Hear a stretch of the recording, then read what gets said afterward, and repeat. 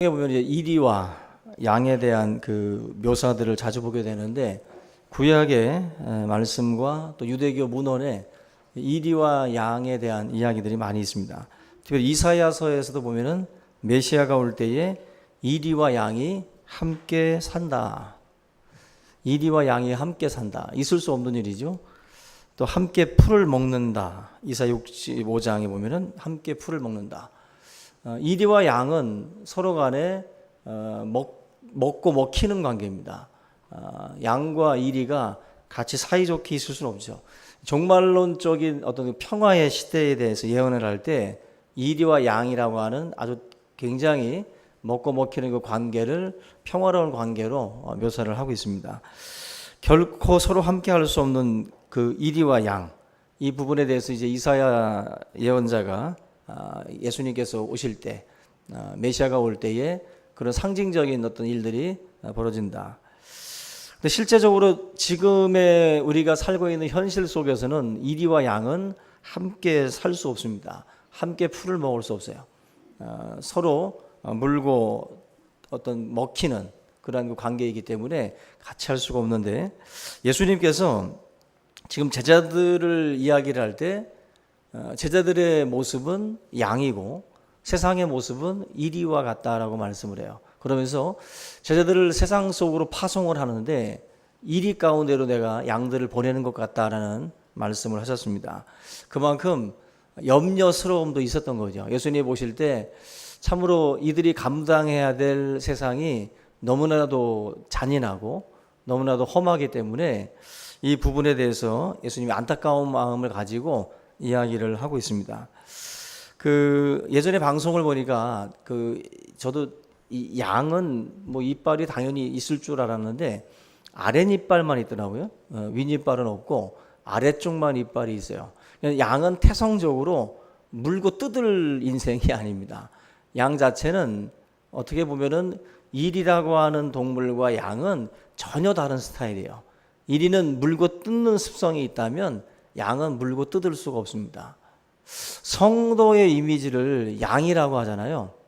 성도는 어떤 일이 있어도 서로 물고 뜯으면 안 돼요.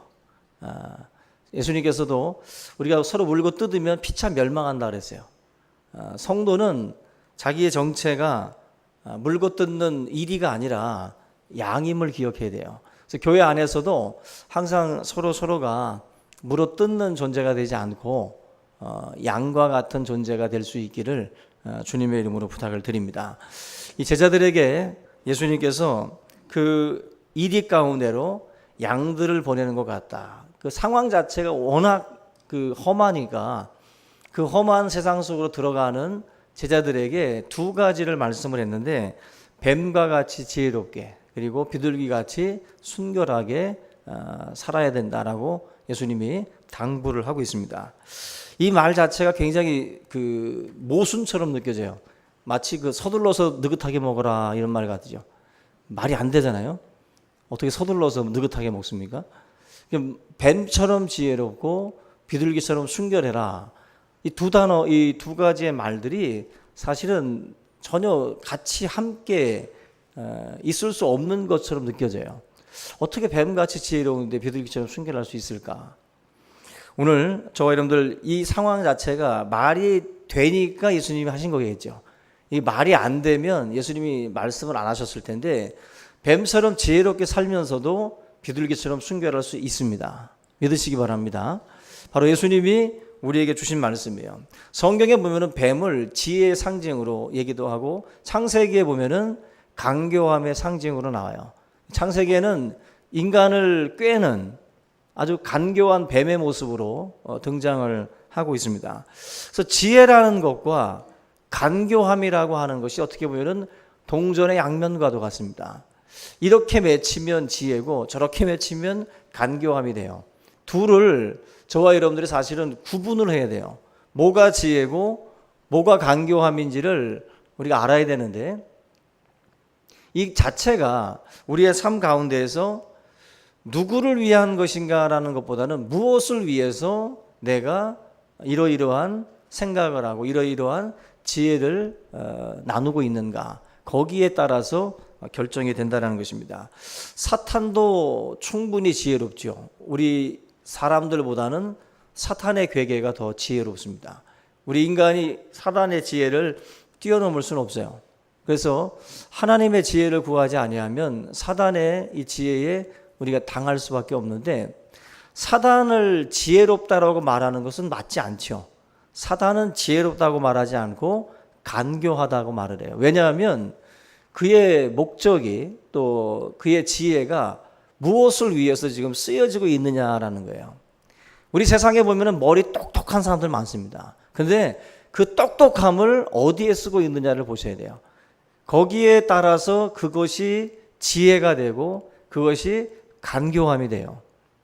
오늘 저와 여러분들이 뭔가 이 말씀이 모순처럼 느껴진다라고 하는 이유 중에 하나가 뱀이라는 단어가 앞에 나오다 보니까 이 지혜를 간교함과 같이 생각을 해요.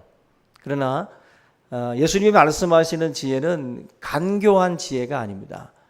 이 간교한 지혜를 이야기하다 보니까 비둘기처럼 순결하다라고 하는 이 말 자체가 전혀 같이 존립할 수가 없게 느껴지는 거죠. 그러나 간교함이 아니라 참된 지혜자가 세상을 살아갈 때 비둘기처럼 순결할 수 있다라는 거예요.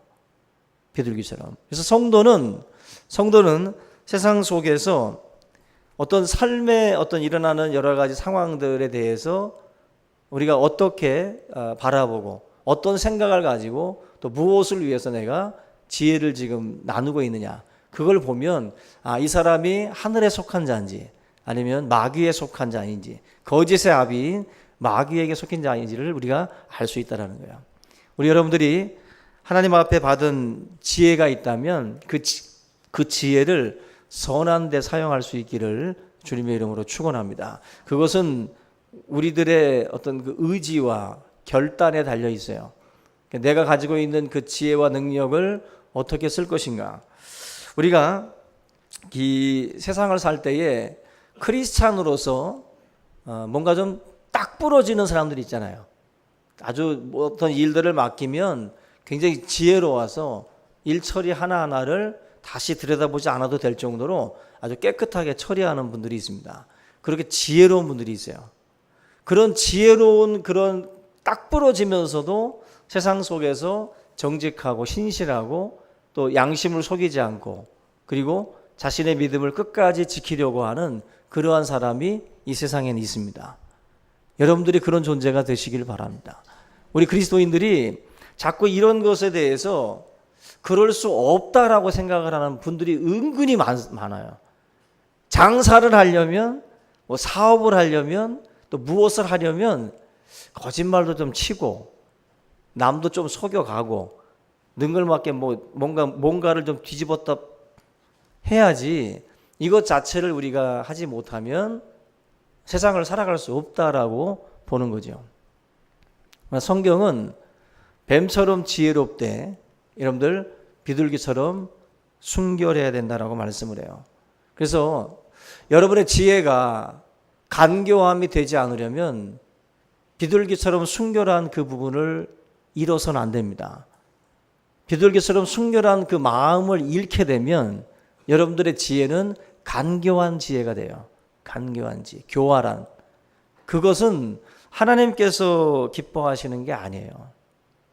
우리가 그 순결함을 지키려고 하지 않으면 결과적으로는 이런 방향으로 우리가 흘러갈 가능성이 높아요.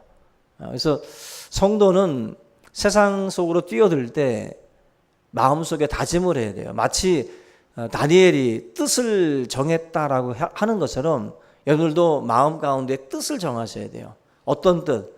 나는 세상 속에서 성실히 살되 또 지혜롭게 살되 내가 오염되지 않으리라. 내가 세상 풍조에 휩쓸리지 않고 내 마음과 양심, 믿음을 내가 지킬 것이다라고 다짐하고 들어가셔야 돼요. 다짐하고. 그 다짐하지 않고 여러분들 이를 악물고 맞는 것과 갑자기 맞는 건 틀려요. 여러분들 스스로가 계속해서 자기를 향해서 말해야 돼요. 자기 스스로에 대해서 나는 순결할 것이고 나는 믿음을 지킬 것이다라는 말들을 자꾸 되뇌이셔야 돼요. 그러지 않으면요, 사실 이 뱀처럼 지혜롭다라고 하는 이 말 자체가 교묘하게 교활한 방향으로 우리가 흘러갈 수 있다라는 위험성이 있어요. 오늘 다시 한번 저와 여러분들 하나님 앞에 맹세할 수 있길 바랍니다. 그래서 마음에 손을 한번 얹고, 하나님, 척하면 삼천리인데, 하나님, 지혜롭길 원합니다. 그러나 세상 속에서 순결하길 원합니다. 아멘. 저는 이거 굉장히 중요하다고 봐요. 여러분들 스스로가 이거를 계속 자기에게 계속 얘기해야 됩니다. 왜냐하면요, 자꾸 망각해요.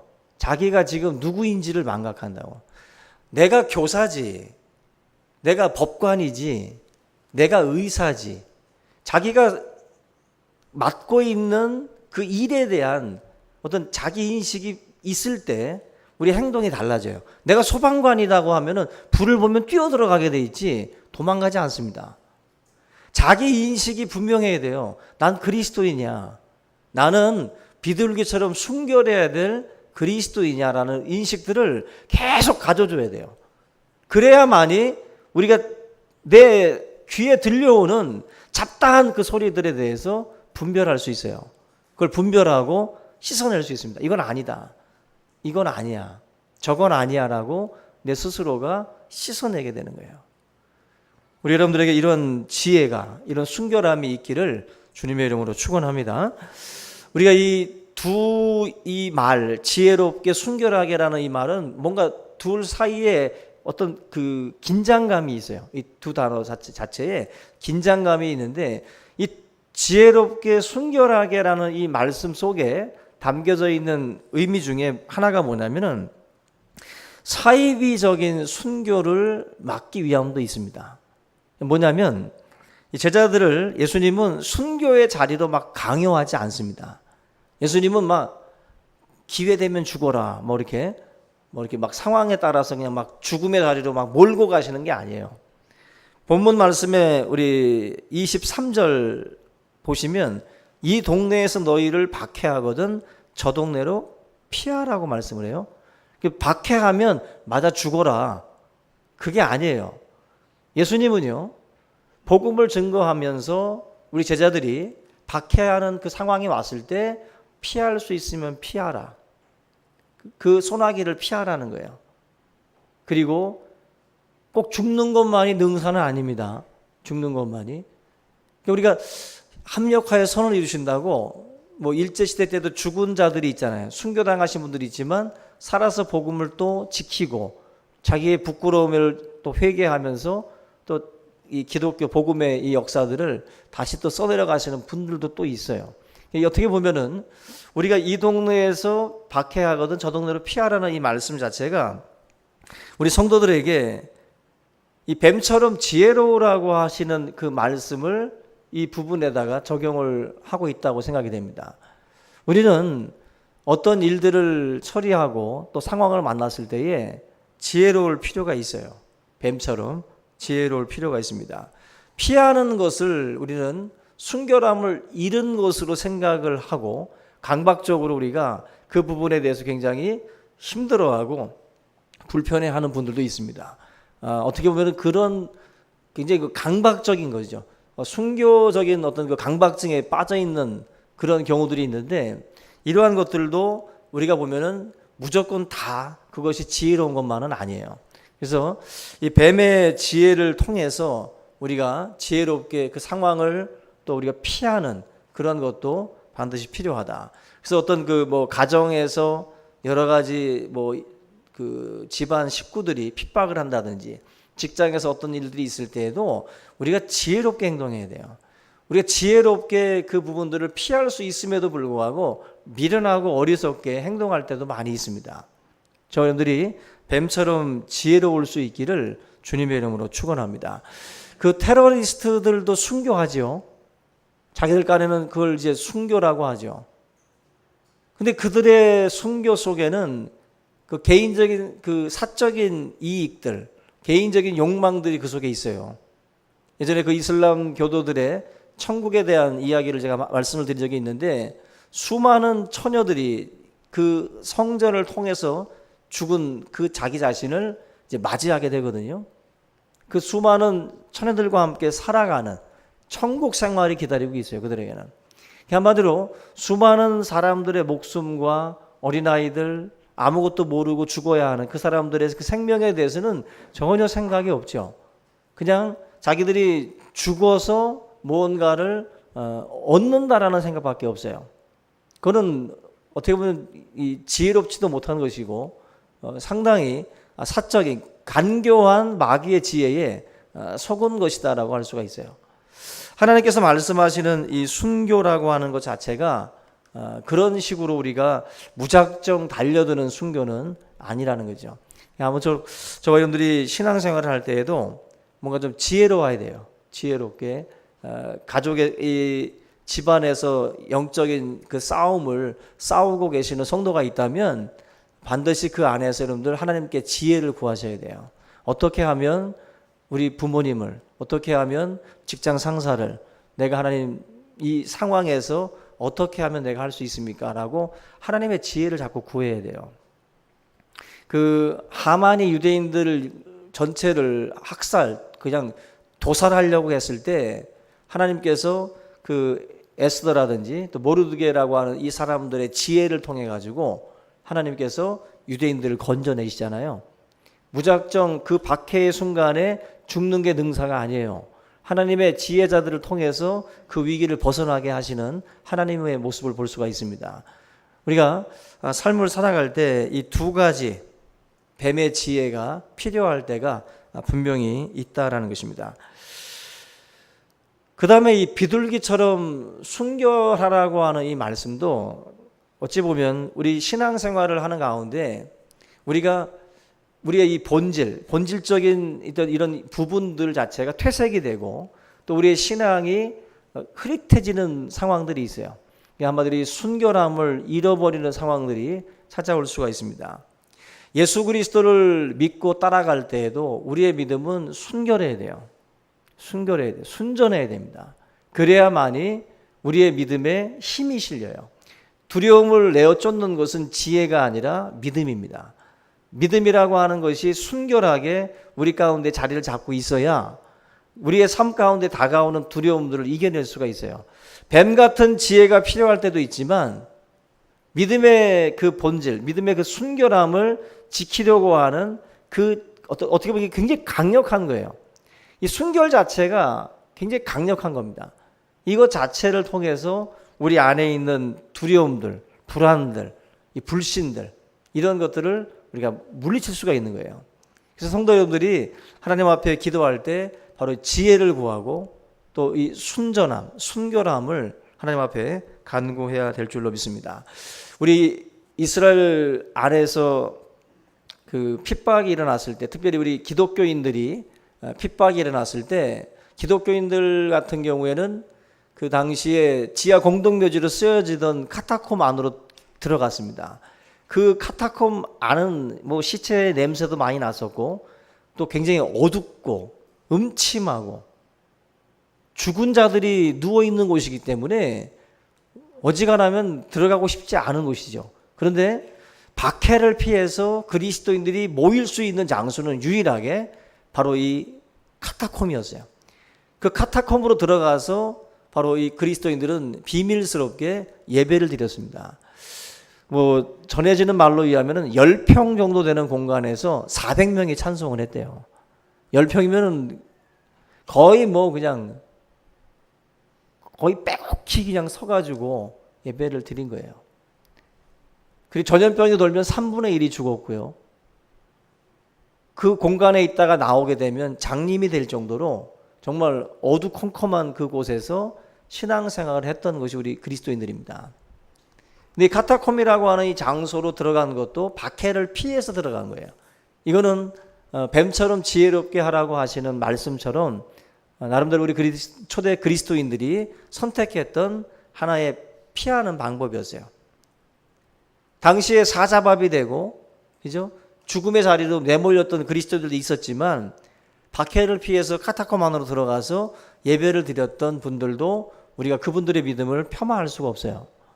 우리 성도님들이 신앙생활을 할 때에도 항상 뱀같이 지혜로워야 할 때와 또 비둘기같이 순결하게 또 우리의 이 신앙을 지켜야 할 때가 있습니다. 이 두 가지를 우리가 잘, 어떻게 보면 이 균형이에요. 이 둘이 잘 조화되고 균형이 잡히는 것이 건강한 신앙이라고 볼 수가 있습니다. 우리 여러분들에게 이런 균형 있는 신앙의 어떤 그런 모습들이 갖추어질 수 있기를 주님의 이름으로 축원합니다. 사실 이 지혜로움과 이 순결함, 이 두 가지를 가지고 있는 인물을 찾는다는 것 자체가 그게 쉽지만은 않은데, 대표적인 사람으로 링컨을 들어요. 제가 언젠가도 말씀을 드렸었는데, 이 스티븐 스필버그가 2012년에 링컨이라는 영화를 만들었어요. 근데 이 영화가 원래 그 권력의 조건이라고 하는 그 책이 우리 한국말로 번역이 됐는데, 이 책을 이제 모티브로 해가지고 영화를 만든 거예요. 이 버락 오바마 대통령이 이 클린턴 그 여자를 이제 한마디로 자기의 그 국무장관으로 이제 발탁하게 된 배경이 이 권력의 조건이라는 이 책을 읽고 나서 이 여인을 힐러리를 불러들였다는 거예요. 이 스필버그가 이 책에서 링컨이라고 하는 이 사람의 모습을 보면서 영화를 만들었는데, 우리가 생각하는 링컨과 다르게 묘사를 해요. 뭐냐면은 우리는 링컨 하면은 16대 대통령이고 노예 해방 일으키고 굉장히 뭔가 이렇게 좋은 일을 하신 분으로 이렇게 생각을 많이 합니다. 근데 스티븐 스필버그가 링컨을 묘사할 때 어떤 부분을 터치하냐면은 지금 이 마태복음 10장의 말씀과 같은 그런 어떤 느낌이에요. 그러니까 링컨은 뱀처럼 지혜롭기도 했던 사람이고 비둘기처럼 순결하기도 했던 사람입니다. 링컨이 하나님의 말씀을 굉장히 사모했잖아요. 그죠? 하나님 앞에 항상 눈물로 기도했고, 자기들의 삶에 대해서 하나님 앞에 항상 남북전쟁 때도 기도했고, 노예 해방을 놓고도 기도했던 사람이에요. 요 모습만 보면 링컨은 비둘기처럼 순결한 사람처럼만 보여요. 근데 스티븐 스필버그가 링컨 영화에서 다루는 게 뭐냐면, 링컨은 노예 해방을 일으키기 위해서 수정헌법 제13조라고 하는 것을, 이 법안을 통과시키기 위해서 공화당이 굉장히 열악했던 하원 의원들, 그 의원들의 그 표결 때에 이 표가 나오게 하기 위해서 링컨이 뒤에서 물밑 작업을 하는 거예요. 어떤 작업을 했냐면은, 링컨이 우리가 생각하는 그렇게 막 성경적이고 그렇게 막 착하고 의롭고 이런 사람인데, 거기에서 이렇게 합니다. 반대 세력에 대해서 공직을 미끼로 해가지고 땡겨요. 공직 이 자리를 가지고 이거 줄 테니까 이 표에 너도 동참하라는 거죠. 돈으로 매수를 해서 노예해방 이 수정헌법 13조가 통과되도록 또 돈으로 매수를 하기도 합니다. 적대자에게 비밀리에 거래를 하거나 또 압박을 막 가해가지고 그 사람으로 하여금 이 일에 동참하게 하고 거짓말도 불사하는 그런 그 링컨의 모습이 그려져요. 그러니까 근데 제가 앞에서 말씀을 드린 것처럼 그 지혜가 무엇을 위한 지혜인가를 보게 되면, 우리가 그 링컨이 지금 하고 있는 이 행동 자체가 무작정 우리가 다 정당화시킬 수는 없어요. 그런데 링컨은 목적이 달라요. 링컨은 목적 자체가 그 인권이 말살당한 그 흑인들에 대해서 뭔가 노예 해방을 시켜주고자 하는 어떤 대의 명분이 있어요. 그걸 위해서 자기 나름대로는 그런 그 행동들, 우리가 좀 이야기를 한다면 뱀 같은 지혜를 링컨이 발휘해 가면서 그 일을 풀어나갑니다. 우리가 이 한 사람을 두고 볼 때, 또 한 위인을 이야기할 때 우리는 너무 이렇게 완벽한 그림을 많이 그릴 때가 있잖아요. 근데 실제적으로 사람은 그렇게 완벽한 그림이 나오지 않습니다. 절대로. 그런데 어떤 인물을 가지고 와도 그 인물 속에 결함이 다 있어요. 다 문제가 있습니다. 지금 링컨이 하고 있는 행동이 분명히 성경적으로 볼 때 100%딱 맞는 건 아니에요. 근데 나름대로 링컨은 그 상황에서 이 노예 해방이라고 하는 이 일을 이루기 위해서 자기 나름대로 뱀처럼 지혜로운 그 방법으로 이 문제들을 풀어가려고 노력을 했다. 사실 이 결과적으로 어떤 정치라고 하는 것 자체가 결과를 가지고 이제 평가를 받게 되는데, 이 노예 해방이라고 하는 어떤 큰 역사를 이루었다는 측면에서는 그런 그 어떤 행동들에 대해서 우리가 어느 정도 용서해 줘야 될 부분도 있다라는 거죠. 이런 부분에서 이 정치 현실하고 우리의 이상하고는 많이 부딪히잖아요. 뭔가 내가 생각하는 그림을 그대로 이 세상 속에다가 그려보려고 하면은 많은 방해가 있는 게 사실입니다. 그걸 다 우리가 뛰어넘으면 좋겠지만 안 될 때가 있죠. 그럴 때 참 낙심하게 되는데, 링컨 자체가 나름대로 그런 문제들을 해결하기 위해서 노력한 이 부분들 100%는 완전하지 않습니다. 근데 우리가 어떤 삶을 우리가 맞이하고 어떤 문제를 풀어나갈 때도 나름대로 저와 여러분들이 두 가지를 병행을 해야 되는데, 바로 이 뱀 같은 지혜와 비둘기 같은 이 순결함이에요. 이 두 가지를 가지고 어떤 일들을 함께 풀어나가는 것, 그것이 우리에게 절대적으로 필요하다라는 겁니다. 하나님 앞에서 아마 링컨도 많은 기도를 했겠죠. 그가 신앙 양심에 그런 어떤 그 일들을 행하고 있을 때 많이 괴로웠으리라고 생각이 돼요. 근데 뭔가 인간은 한계에 부딪히게 되면 마치 하갈을 가지고 이스마엘을 만들듯이 뭔가 자꾸 우리는 하나님께서 도와주시면 되는데 그 도움의 손길을 기다리는 데 있어서 조급해요. 그러다 보니까 자꾸 하갈을 끌고 와서 이삭 대신 이스마엘을 낳는 거죠. 이 링컨도 분명한 부분은 문제는 있습니다. 그렇지만 저희들이 항상 이 두 가지의 이 균형을 이루어가는 이 부분에 있어서 함께 우리가 고민하고 고심하면서 또 자기 자신의 신앙의 양심을 지키는 데 있어서도 우리가 항상 이 촉각을 곤두세워야 할 줄로 믿습니다. 오늘 순박함이 없는 지혜는요, 여러 사람을 죽인다고 그랬어요. 한마디로 순결하지 못한 뱀의 지혜는 여러 사람을 죽입니다. 근데 우리가 지혜로 이 순박함이 없는 이 지혜, 반대로 우리가 지혜가 없는 순박함이라는 것은 자기만 죽어요. 그래서 차라리 지혜가 없는 순박함이 더 낫다라는 거예요. 지혜가 없는 순박함이. 우리가 하나님 앞에 두 가지를 구해야겠지만 둘 중에 하나라면 순결함이에요. 순결함. 우리가 간교한 지혜만을 가지고 세상을 살아가게 되면 우리의 삶 자체가 자기 하나로 망가지는 것이 아니라 수많은 사람들을 망가뜨리고 수많은 사람들을 죽일 수도 있어요. 그런 점에서 하나님 앞에 항상 우리 스스로가 오염되지 않도록 수많은 이 폐수 오수들이 다 우리에게 달려드는데 이 상황에서 내가 내 삶을 지킬 수 있는 순결함을 위해서 기도 많이 해야 됩니다. 우리가 8월 한 달간 7월 8월 이 연휴 기간 이 시간들을 지나면서도 우리가 알게 모르게 영적으로나 정신적으로 육체적으로나 많은 어떤 세상적인 그 오수에 물들어 있을 수 있어요. 그럴 때마다 이런 것들을 씻어내고 다시 하나님 앞에 정결한 모습으로 서는 그런 우리 자세가 필요하다라고 생각이 됩니다. 오늘 저와 여러분들이 이 두 가지의 말씀, 지혜롭게 또 순결하게 살기를 원하시는 이 주님의 말씀을 기억을 하고 세상 속에서 여러분들 이 두 가지를 위한 간절한 기도가 있기를 주님의 이름으로 축원합니다. 우리 이 시간 오늘 말씀을 함께 붙들고 하나님 앞에 이 순결함과 지혜를 구하는 시간 될 수 있길 바랍니다. 같이 기도하겠습니다. 살아계신 하나님 아버지 감사합니다.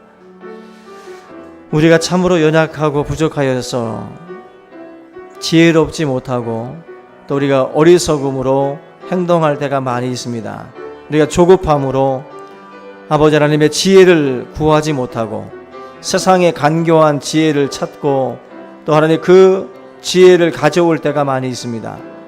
살아계신 아버지 하나님, 주의 성도들에게 비둘기처럼 순결하라고 말씀하셨던 이 주님의 음성을 기억하게 하시고 우리가 어떤 삶을 살아가고 있든지 우리 자신의 마음과 믿음이 변질되지 않도록 주님 도와주시옵소서.